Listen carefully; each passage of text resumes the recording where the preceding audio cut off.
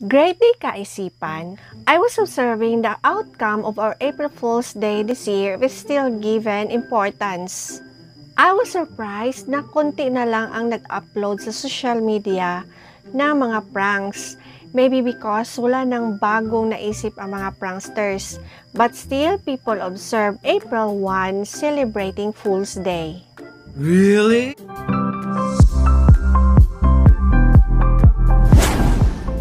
They say that celebrating Fool's Day is just for fun. On that day, they do pranks and jokes. But being a fool is a serious matter. It should not be taken lightly. It is not funny at all. What is a fool? How is it defined? A fool is a person who acts unwisely or imprudently. A silly person, an idiot, according to lexico.com. A fool is a person lacking in judgment or prudence, according to Merriam-Webster Dictionary. A fool is a person who behaves in a silly way without thinking, according to Cambridge Dictionary. A fool is used to describe an action or person that is not all sensible and shows a lack of good judgment, according to Collins Dictionary. Kung Pinoy ang magsasabi kung ano ang ibig sabihin ng fool, yun ay pagiging tanga. Pwede rin na ang fool means mangmang or walang edukasyon. But I say, anybody can be a fool, including professionals, educated, rich, or famous. The Bible simply says that a fool is someone who is unwise, and for many instances, a fool is also called the simple one. We will be talking about who are the fools according to the Book of Wisdom. I don't mean the jester or clowns or the people who have been fooled by a prank, but the unwise, the imprudent, and the simple. Ang isang fool ay hindi nakikinig sa advice dahil sa palagay niya, siya lang ang palaging tama.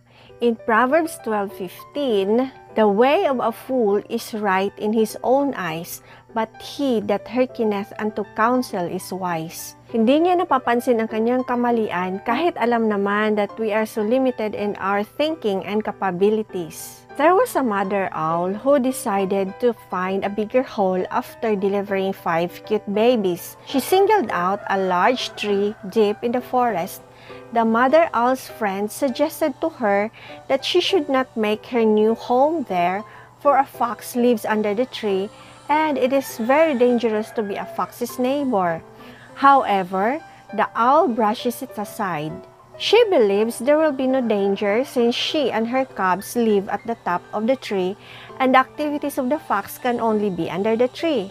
So, the mother owl did not take her friend's advice. Then the friend said, "If you must move to the tree, you'd better choose the hole on the right as your new home, because it is farther from the fox's house and more concealed." But the mother owl denied her friend's suggestion again. She thought the hole on the left is sunny and spacious. In the end, the mother owl moved into the hole on the left alongside her babies. One stormy night, the mother owl did not return after foraging for food long outside. The youngs who waited anxiously poked their heads out and looked around in search of their mother. Suddenly, there was a wind.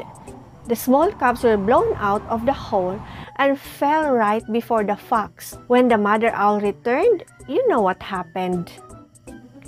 Ang isang fool ay hindi nakikinig o sumusunod sa magulang.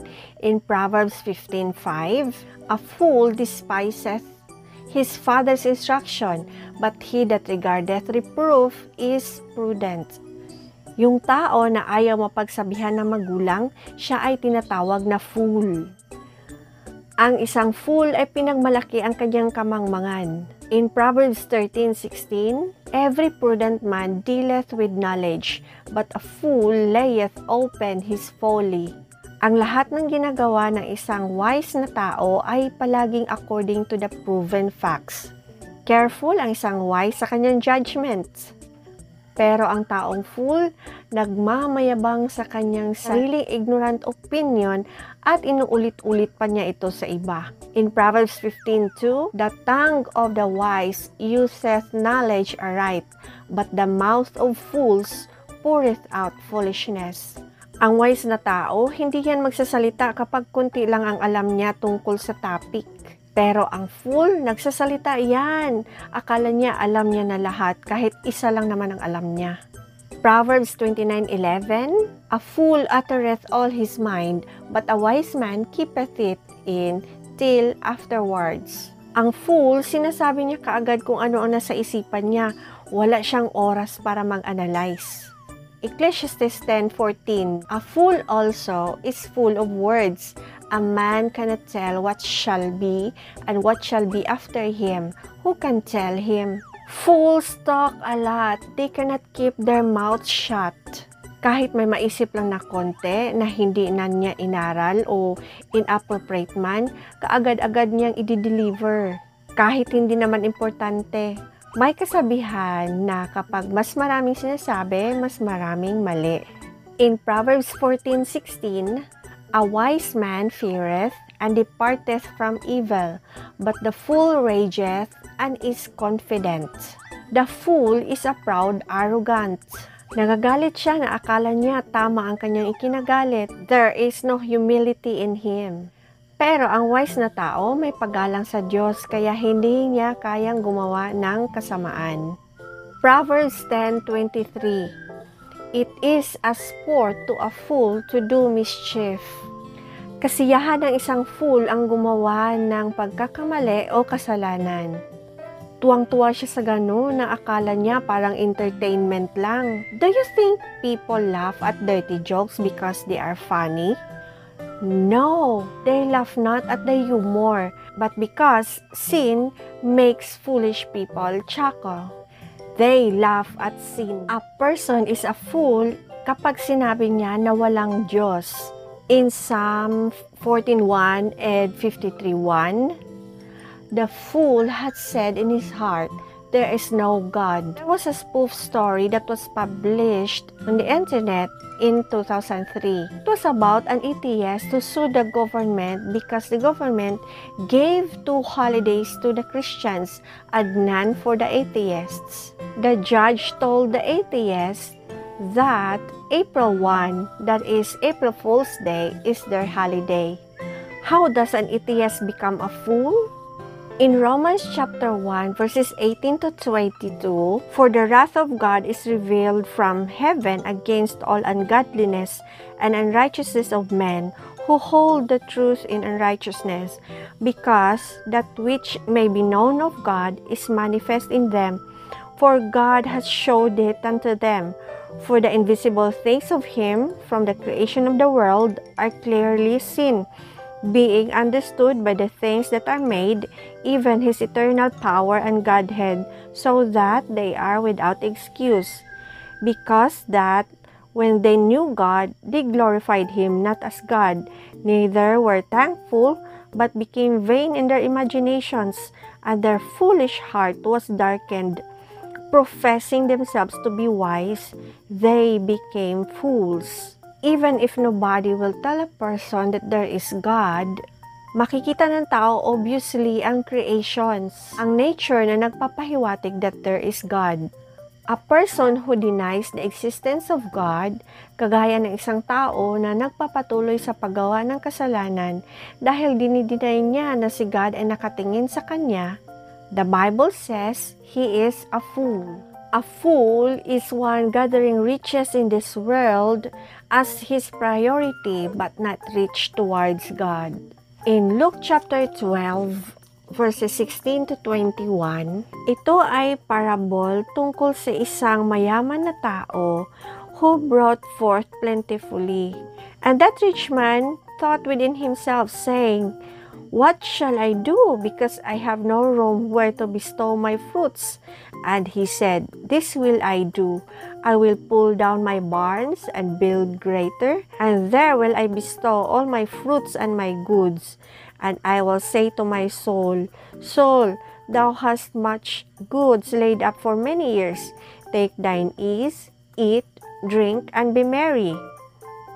But God said unto him, Thou fool, this night thy soul shall be required of thee. Then whose shall those things be which thou hast provided? So is he that layeth up treasure for himself, and is not rich toward God. God does not hate rich people. In fact, there are a lot of Bible characters who became rich because God loved them and blessed them. Pero yung ayaw ni God ay yung rich na akala niya siya na yung nagmamay-ari ng kanyang buhay. Being busy in this world is foolishness. If you forget God in your substance, you are a fool. Pwede yang mawawala lahat in just a snap. Is it foolishness to be rich?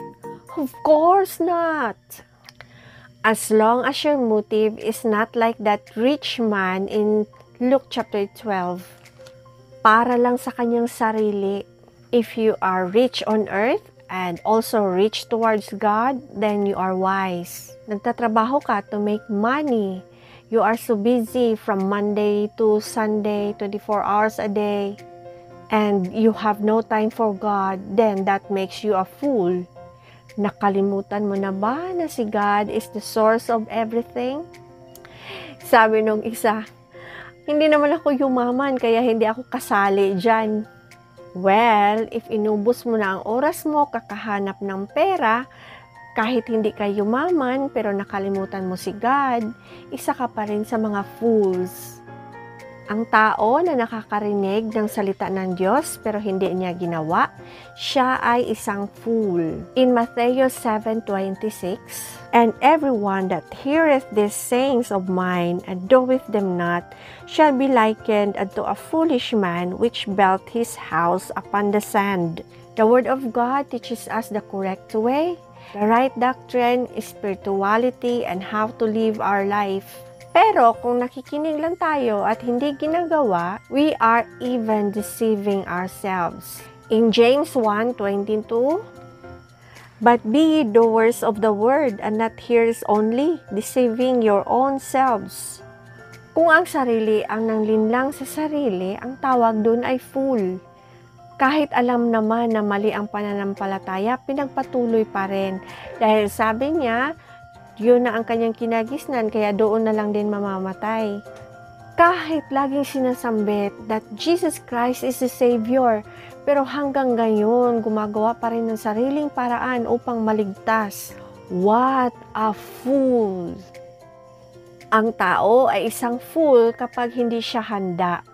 In Matthew chapter 25 verses 1 to 13, yun ay story about the 10 virgins.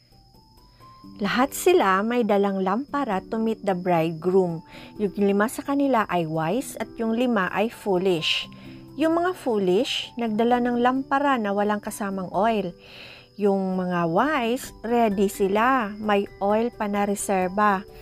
Habang naghintay sila sa bridegroom, nakatulog silang lahat. Nang dumating ang bridegroom sa hindi inasahang oras, nagsibangon silang lahat at inayos ang mga ilaw ng kanilang mga lampara. Nang hingi ang mga foolish virgins ng oil doon sa mga wise virgins, dahil naubusan sila ng oil at wala ng ilaw ang kanilang mga lampara. Pero sinabihan sila ng mga wise na bumili sila ng oil na para sa kanila dahil hindi kasya ang oil nila kapag ipamimigay pa. Habang bumili ang mga foolish virgins ng oil, dumating ang bridegroom at yung mga handa, ang wise virgins, ay sumama sa bridegroom doon sa marriage at sinara na ang pinto. Then, dumating ang mga foolish virgins at kumatok upang pagbuksan. Pero ang sabi ng Lord, hindi ko kayo kilala. Ang mga foolish virgins, therefore, ay hindi na nakapasok. Handa ka ba para sa pagbabalik ni Jesus Christ? Are you saved? Marami ang nagsasabi na end of the world na, pero marami pa rin ang hindi handa. Jesus said, He will come like a thief in the night. Nobody knows when. That is why you need to be prepared. This is wisdom. A person is a fool if he despises wisdom. In Proverbs chapter 1 verse 7, the fear of the Lord is the beginning of knowledge, but fools despise wisdom and instruction. Dapat matuto tayo. As we grow older, we should get wiser. Pero kahit bata ka pa, pwede ka pa rin maging wise. Basta gawin mo lang sa abot na iyong makakaya upang makamit mo ang wisdom. Habang mas maaga pa, wag mo itong baliwalain. Proverbs 8:11, for wisdom is better than rubies, and all the things that may be desired are not to be compared to it.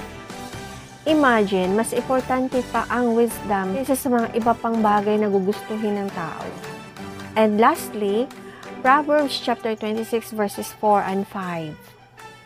Answer not a fool according to his folly, lest thou also be like unto him. If somebody says, I don't care about wisdom, na-enjoy ko na ang buhay ko. Don't waste time answering his foolishness.